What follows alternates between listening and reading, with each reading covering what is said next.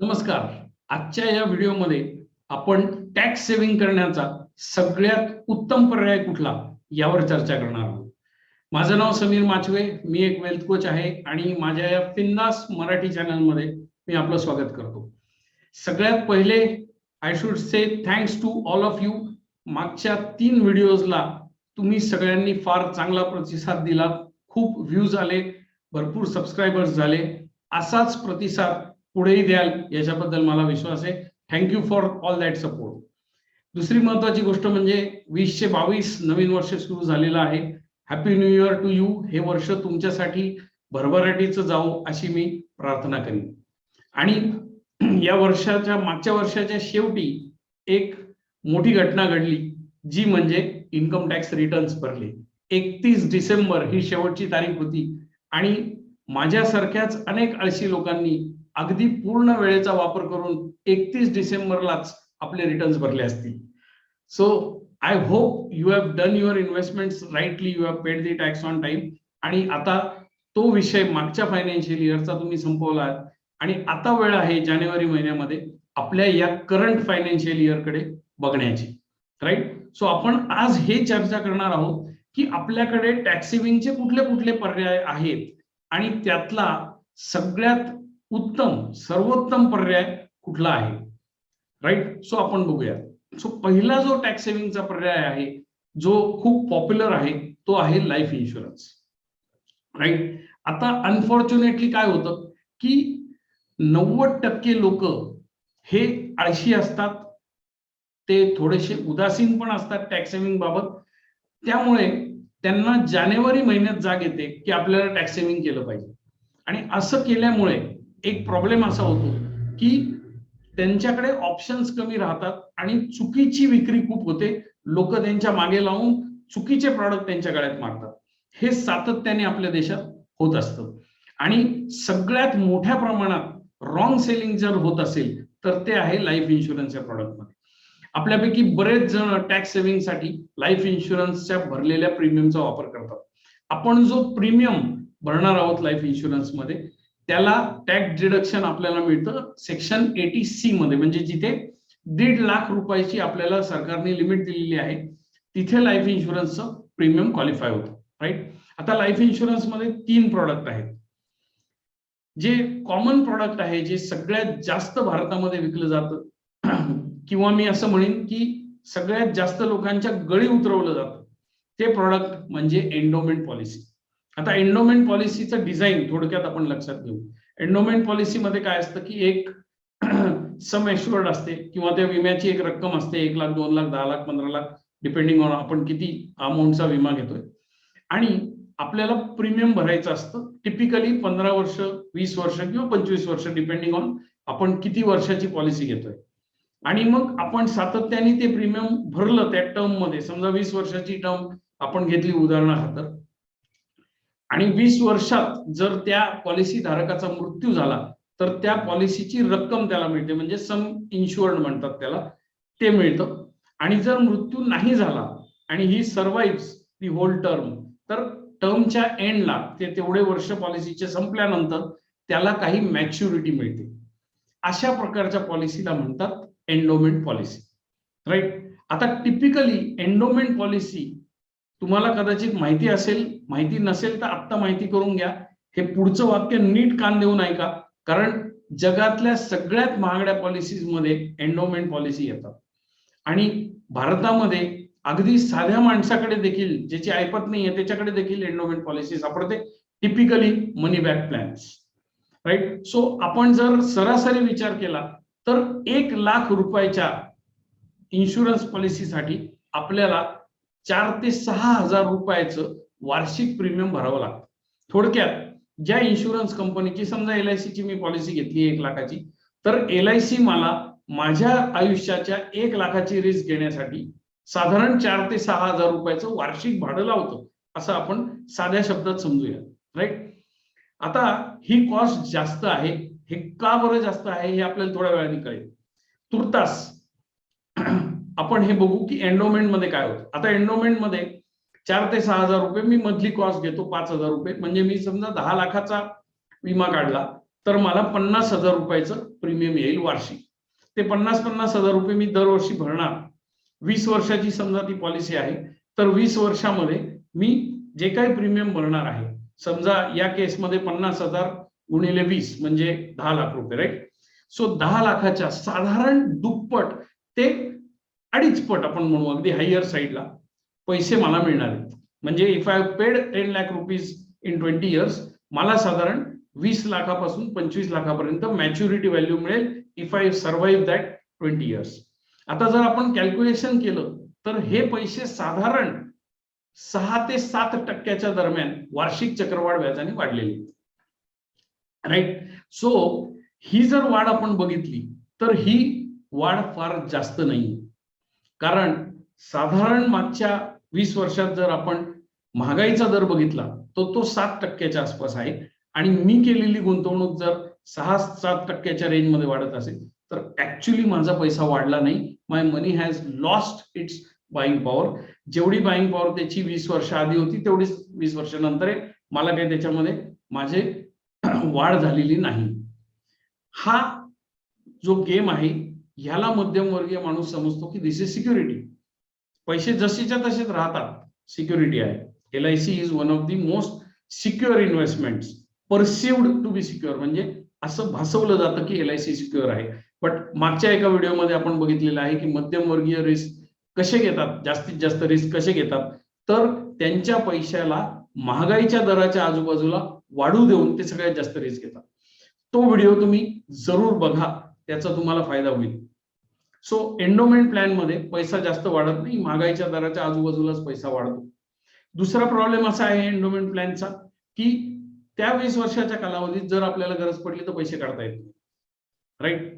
So आलं लिक्विडिटीचा problem आहे, रोकड सुलभता नाही, पैसे काढता येत नाही. 20 वर्ष कंपल्सरी पैसे भरावे लागतात. बांधिलकी आहे, बांधे आहे आपल्याला, बांधिलकी आहे, पैसे भरा 20 वर्ष. एकदा तुम्ही कमिटमेंट केली, कॉन्ट्रॅक्ट झालं, पैसा भरो, राईट. काही लोकांना असं वाटतं की life insurance is safe, but 20 वर्ष आणि 20 वर्षानंतर तुम्हाला कळतं की अरे माझा पैसाच वाढला नाही. त्याला जर तुम्ही सेफ्टी म्हणत असाल तो भगवान मालिक आहे, भगवान आपके ऊपर दया करे, मी एवढंच म्हणेन. नेक्स्ट जो प्रॉडक्ट आहे इन्शुरन्स मधलाच, लाईफ इन्शुरन्स मधला, तो आहे ULIP, unit link insurance plan. आता इथं काय गंमत केलेली आहे की एंडोमेंट पॉलिसीमध्ये जे प्रीमियम आपल्याकडनं घेतलं जातं that is only invested in debt products किंवा गव्हर्नमेंट बॉन्ड्स अँड सिक्युरिटीज, म्हणून त्याच्यावरती परतावा जास्त मिळत नाही आणि सेफ्टीचा आपल्याला भास निर्माण होतो. पण युलिप मध्ये ते पैसे डेट मध्ये पण इन्व्हेस्ट केले जातात, म्हणजे फिक्स परतावा देणाऱ्या इन्स्ट्रुमेंट्स मध्ये, गव्हर्नमेंट बॉन्ड सिक्युरिटीज तत्सम प्रकारांमध्ये, किंवा इक्विटी मार्केट, स्टॉक मार्केटमध्ये देखील तो पैसा गुंतवला जातो, डिपेंडिंग अपॉन आपण कसं प्रॉडक्ट चूज करतो. हा त्याची थोडीशी एक उजवी बाजू आहे असं आपण म्हणूया. मग इक्विटी मार्केटमध्ये जर पैसे टाकले असतील तर युलिप मध्ये endowment plan, regular conventional endowment plan पेक्षा जास्त परतावा येण्याची क्षमता असते. सो टिपिकली एंडोमेंट प्लॅन तुम्हाला हा 10% प्लस मायनस समथिंग परतावा देईल, काही प्लॅन्स त्याच्याहून जास्त पण देऊ शकतात. पण इथे प्रॉब्लेम असा आहे की युलिप प्लॅन मध्ये चार्जेस देखील जास्त असतात, राईट. तिथे पण तोच प्रॉब्लेम आहे, तुम्हाला एक्झिट घेता येत नाही. आणि युलिप प्लॅन्स एंडोमेंट प्लॅन पेक्षा अजून महाग असतात. एंडोमेंट प्लॅन मध्ये जर आपण बघितलं सरासरी 1 लाखाला आपल्याला 5,000 रुपये लागतील, तर युलिप प्लॅन मध्ये 1 लाखाला 10,000 किंवा त्याच्याहून जास्त लागतील. So they are costlier. Second, very little liquidity. Third, returns are better, okay, better than when compared to endowment plan. Returns बरेच चांगले आहेत आपण असं म्हणू शकतो, आणि इन्फ्लेशन किंवा महागाईच्या दराच्या पेक्षा जास्त रिटर्न्स आपल्याला देण्याची क्षमता युलिप मध्ये निश्चितच आहे, राईट. पण महाग आहे. सो आपल्याला अनेकदा युलिप मध्ये आपल्या गळी उतरवण्यासाठी आपल्याला असं सांगितलं जातं त्या विक्रेत्याकडनं की प्रीमियम जास्त आहे तर काय 3च वर्ष किंवा 5च वर्ष प्रीमियम भरायचंय, असं भासवलं जातं. मग आपल्याला वाटतं की मी 5 वर्ष प्रीमियम भरलं की माझं काम झालं. पण 5 वर्ष जर तुम्ही प्रीमियम भरलं तर तुम्हाला काहीच मिळणार नाही, जास्त पैसे मिळणारच नाही, ठेंगा मिलेगा. हे आधी सांगितलेलं जात नाही. 5 वर्षानंतर माणसाला कळतं की अरे ह्याच्यात तर काही फायदाच झाला नाही माझा. पण मग तिकडे आधी 5 वर्षापूर्वी त्याला ऑलरेडी शेंडी लावलेली असते. हे सांगून का? कारण त्याच्या खिशातनं मला जास्त प्रीमियम उकळायचा आहे. तर असं चुकीचं सांगितलं जातं. अशा लोकांपासून सावधान राहा. First thing. Okay, so ULIP मध्ये देखील हाच प्रॉब्लेम आहे की फार परतावा नाही. एंडोमेंट पेक्षा बरा आहे. लॉक इन आहे, लवकर पैसे काढता येत नाहीत, गरज पडली मध्ये तर लिक्विडिटी नाही, आणि परतावा काय मिळेल ह्याची काही शाश्वती नाही, because it is also invested in equity markets, right. So थोडी तरी रिस्क टेकिंग अबिलिटी आपली असली पाहिजे. इथेही भरलेला सगळा premium under section 80C qualify होतो. 1.5 लाखापर्यंत तुम्ही इथे प्रीमियम भरू शकता. तिसरा लाईफ इन्शुरन्स मधला प्रकार कुठला? तर टर्म इन्शुरन्स, राईट. आता टर्म इन्शुरन्स आणि एंडोमेंट मध्ये बेसिक डिझाईन मध्ये काही फरक आहे. टर्म इन्शुरन्स मध्ये काय होतं की एक सम एश्युअर्ड तुम्ही घेतला, एक प्लॅन घेतला, त्याच्यामध्ये तुम्हाला एक प्रीमियम लागू झालं. ते 15-20 वर्ष जी काय पॉलिसीची टर्म असेल तुम्ही ते प्रीमियम भरलं.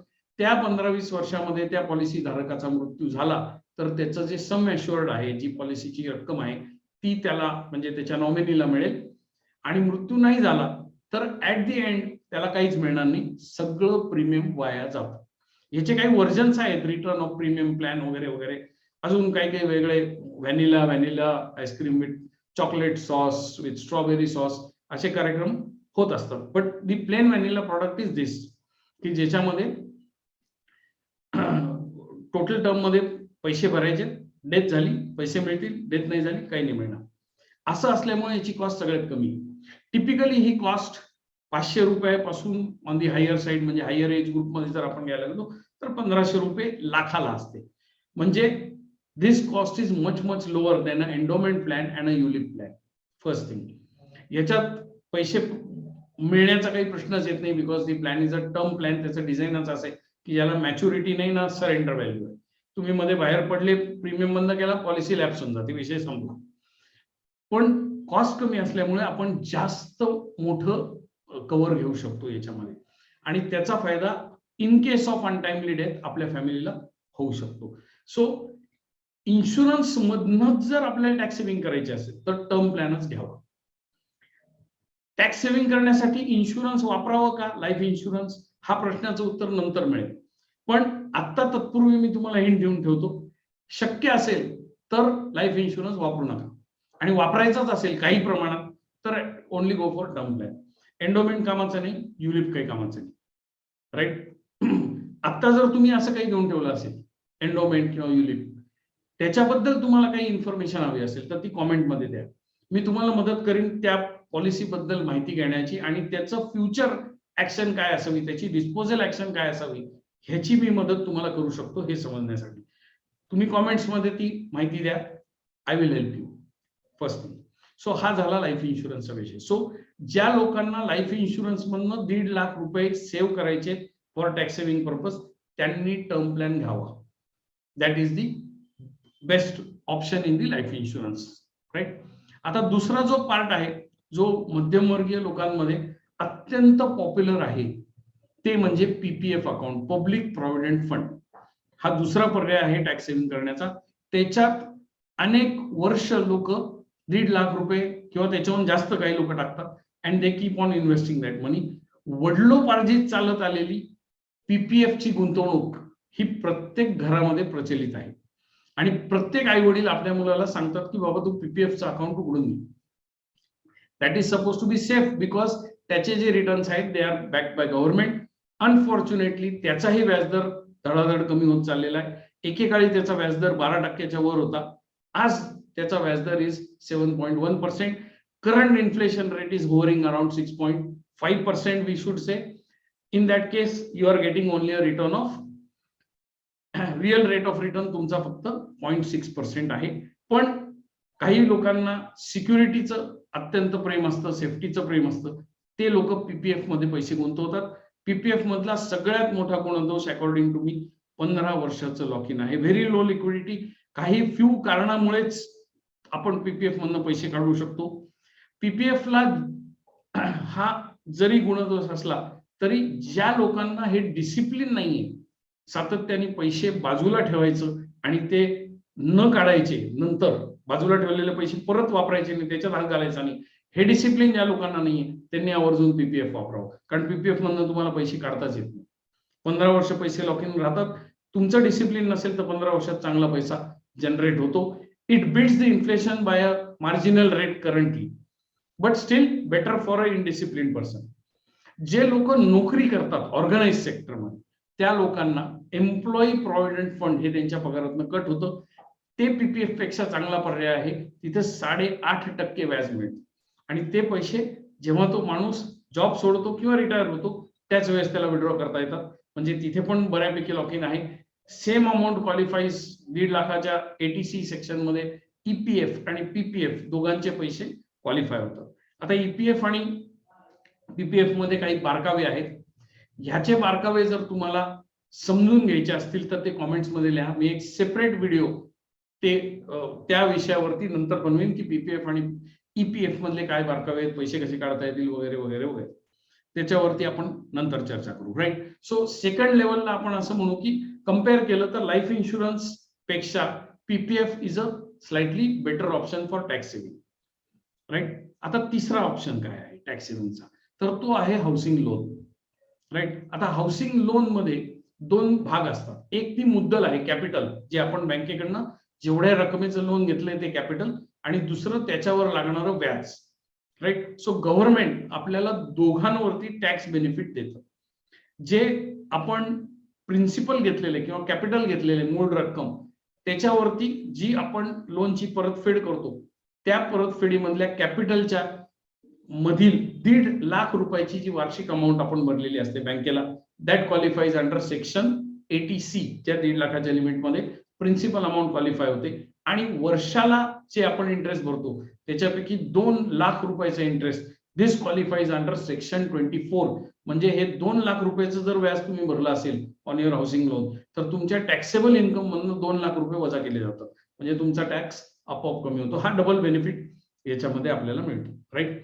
सो जर तुमचं हाऊसिंग लोन असेल तर तुम्ही टॅक्स सेव्हिंग साठी त्याचा वापर करा. टॅक्स सेव्हिंग करायचंय म्हणून हाऊसिंग लोन घेण्याच्या बंधनात पडू नका. हाऊसिंग लोन घेऊन घर घ्यावं का नाही याच्यावर एक सेपरेट व्हिडिओ आपण बनवणार आहोत फ्युचरमध्ये. ज्या लोकांना त्याच्याबद्दल इंटरेस्ट आहे की मला जाणून घ्यायचं की मी घर घेऊ तर लोनवर घेऊ, लोन न घेता घेऊ का घेऊच नको, असे जर काही प्रश्न असतील तर ते कॉमेंट्स मध्ये लिहा. मी एक सेपरेट व्हिडिओ येत्या काही आठवड्यात बनवणार आहे त्या विषयावर. राईट. पण तुर्तास हाऊसिंग लोन मध्ये आपल्याला थोडा इतर पर्यायांपेक्षा जास्त बेनिफिट आहे, कारण तिथे प्रिन्सिपल आणि इंटरेस्ट दोघांवर आपल्याला टॅक्स सेव्हिंगची फॅसिलिटी गव्हर्नमेंटने दिलेली आहे. नेक्स्ट जो पर्याय आहे तो फार प्रचलित नाही. एकेकाळी खूप प्रचलित होता, but now days people don't use it as much. That is tax saving fixed deposit, tax saving FD. He FD minimum 5 वर्षाची असते. राईट. सध्याचे त्याचे जे व्याजदर आहेत ते साधारण 5.5 ते 6.5% या रेंजमध्ये आहे. सो तुम्हाला कळलंच असेल की 6.5% तर महागाईचा दर आहे आणि मॅक्सिमम व्याज जे टॅक्स सेव्हिंग एफडी देते ते पण 5 वर्ष पैसे लॉक इन ठेवून त्याच्यावरती 6.5%च आहे. म्हणजे आपल्या पैशाची वाढ होत नाही. प्लस एफडी करणाऱ्यांना अजून एक मोठा दणका बसतो, तो म्हणजे त्याच्यावर मिळालेल्या इंटरेस्टवर पण टॅक्स लागतो according to your tax bracket. म्हणजे तर काही उपयोगच नाही त्याच्यामध्ये. Right. So tax saving FD least lucrative, I would say most useless for tax saving. जे लोक खूपच घाबरलेले आहेत आणि ज्यांना असं वाटतं की एफडी मध्येच पैसा सेफ राहतो त्यांनी ह्याच्या आधी बनवलेला माझा व्हिडिओ बघून घ्या की मध्यमवर्गीय लोक सगळ्यात जास्त रिस्क कशी घेतात त्यांच्या पैशावर. हेच ते एफडी बहादर लोक आहेत जे सगळ्यात जास्त रिस्क घेतात.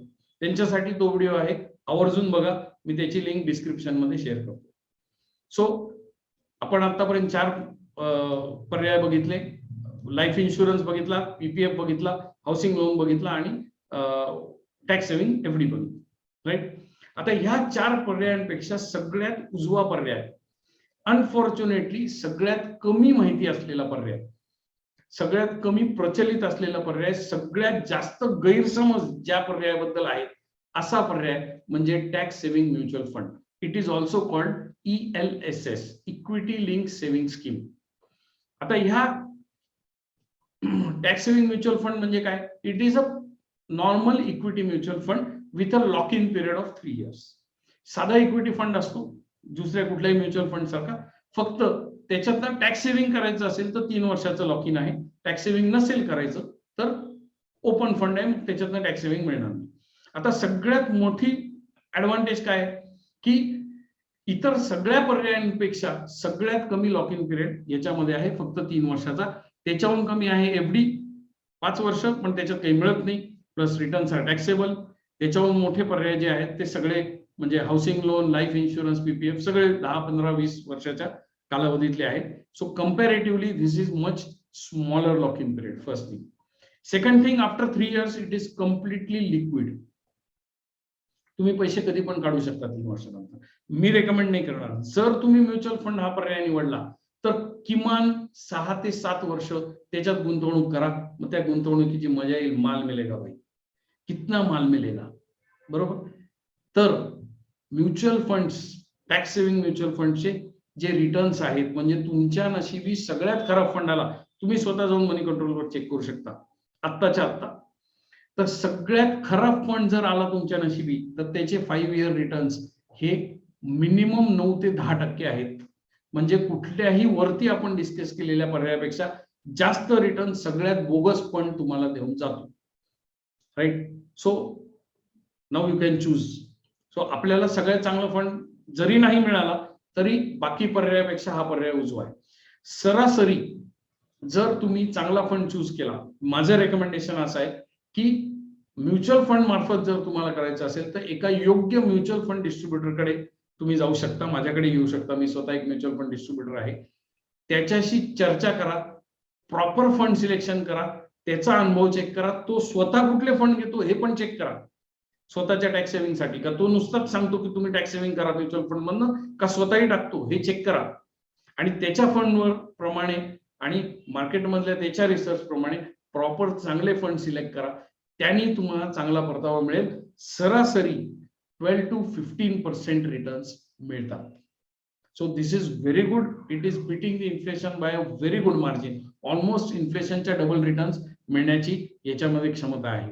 Right. Plus the worst performing fund if you choose on your own आणि नशीब खराब असेल तरी पण आपल्याला 9-10% मिळणार आहेत, better than other funds. So equity link saving scheme, LSS किंवा टॅक्स सेव्हिंग फंड सगळ्यात बेस्ट आहे. 3 वर्षाचं लॉक इन, कमी लॉक इन, सगळ्यात कमी लॉक इन, सगळ्यात चांगले रिटर्न्स आतापर्यंत डिस्कस केलेल्या पर्यायामध्ये. 3 वर्षानंतर पूर्ण लिक्विडिटी. 6-7 वर्ष पैसे ठेवले तर मला बन जाओगे सेठ. देखो, विचार करा याच्यावर. राईट.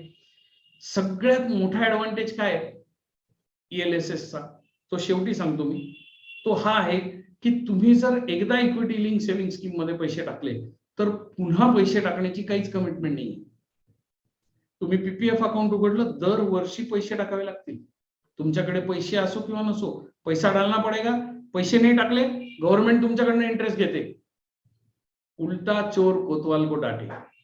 तुमच्याकडनं इंटरेस्ट वसूल केला जातो. राईट. सो दरवर्षी पैसे टाकावे लागतील. इन्शुरन्स पॉलिसी घेतली, दरवर्षी प्रीमियम भरणे, नाही तर पॉलिसी लॅप्स हो जाएगा. बरोबर. हाऊसिंग लोन घेतलं तर मग काय, तुम्हाला तर लोन फिटेपर्यंत तर पैसे भरणंच आहे.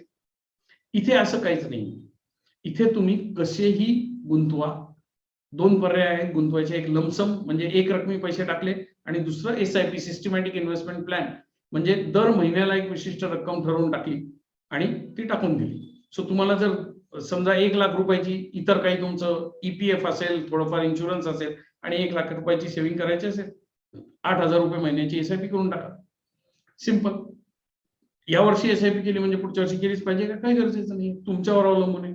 समजा तुम्ही टॅक्स ब्रॅकेट मधनं गेले, आता कोविड मध्ये बऱ्याच लोकांचे धंदे बंद झाले, इन्कमच नाही झाला, पण त्यांना हाऊसिंग लोन चुकवावं लागते, त्यांना एलआयसीचे हप्ते भरायला लागतात, इन्शुरन्सचे, त्यांना पीपीएफ मधले पैसे भरायला लागतात.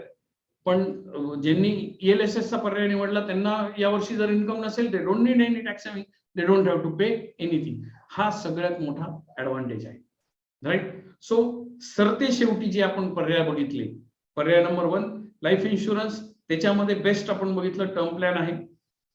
पर्याय नंबर 2 पीपीएफ, पर्याय नंबर 3 हाऊसिंग लोन, पर्याय number 4 tax saving fixed deposits 5 वर्षाचे, आणि सगळ्यात best option equity link saving scheme किंवा tax saving mutual fund. Tax saving mutual fund घेताना मी जसं सांगितलं, प्रॉपर ऍडवायझर कडे जा, म्युच्युअल फंड डिस्ट्रीब्युटर कडे जा. स्वतःचं डोकं वापरू नका, हा माझा सल्ला आहे. लोक काहीही करतात आजकाल. अनफॉर्च्युनेटली नुकसान होतं तेव्हा माणूस कोणालाही सांगत नाही. फायदा जर झाला तर आपण गावभर बोंबलत फिरतो. नुकसान झाल्यावर माणूस गप्प बसतो. अनफॉर्च्युनेटली माझ्याकडे डेटा आहे. स्वतःच्या डोक्याने म्युच्युअल फंड घेणाऱ्या लोकांना बऱ्याचदा नुकसानच झालेलं आढळतं. अशा लोकांची मी अनेकदा डील करतो. सो माझी कळकळीची विनंती आहे की तुमचं रिस्क अनालिसिस करून घ्या, प्रॉपर डिस्ट्रीब्युटरकडे जा, समजून घ्या पूर्ण कन्सेप्ट आणि त्याच्यानंतर याच्यामध्ये हात घाला. राईट. सो टॅक्स सेव्हिंग, आता या वर्षीची जर तुम्ही टॅक्स सेव्हिंग केली नसेल किंवा आता 3 महिने राहिले, जानेवारी, फेब्रुवारी, मार्च, जे लोक नोकरी करतायत त्यांच्यासाठी तर कदाचित 1.5 महिना बाकी आहे. कारण तुमचं फायनान्स डिपार्टमेंट फेब्रुवारीमध्येच तुमच्याकडनं सगळे प्रूफ्स मागायला लागतं. सो ज्या लोकांनी अजूनही दिरंगाई केलेली आहे त्या लोकांनी आत्ताच tax saving schemes, tax saving mutual fund मध्ये पैसे टाकण्याचा निर्णय घ्या. ताबडतोब तुमच्या जवळच्या डिस्ट्रीब्युटरला संपर्क साधा आणि त्याच्या बरोबर बसून अभ्यासपूर्वक पद्धतीने तो कुठले फंड्स घेतोय स्वतःसाठी पण ते पण चेक करा. राईट. आणि त्या पद्धतीने करा आणि कृपा करून पुढच्या वर्षीसाठी आत्तापासूनच SIP चालू करा. म्हणजे शेवटच्या महिन्यामध्ये आपली इकडे तिकडे पळापळ होणार नाही. आपल्याकडे चुकीचे लोक येऊन चुकीचे आयटम आपल्याला चिटकवून जाणार नाहीत, शेंडे लागणार नाहीत आपल्याला. ह्याचं प्रॉपर नियोजन करा जेणेकरून तुम्हाला प्रॉपर टॅक्स सेव्हिंग करता येईल आणि केलेल्या गुंतवणुकीवर चांगला परतावा मिळेल. Right. So ELSS is the best option. Tax saving mutual funds with just 3-year lock-in is the best option for tax saving.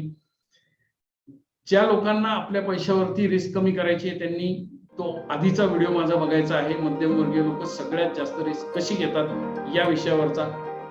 पुन्हा भेटूया अशाच एका महत्त्वाच्या विषयावर चर्चा करण्यासाठी. तोपर्यंत bye bye, take care, have an abundant life.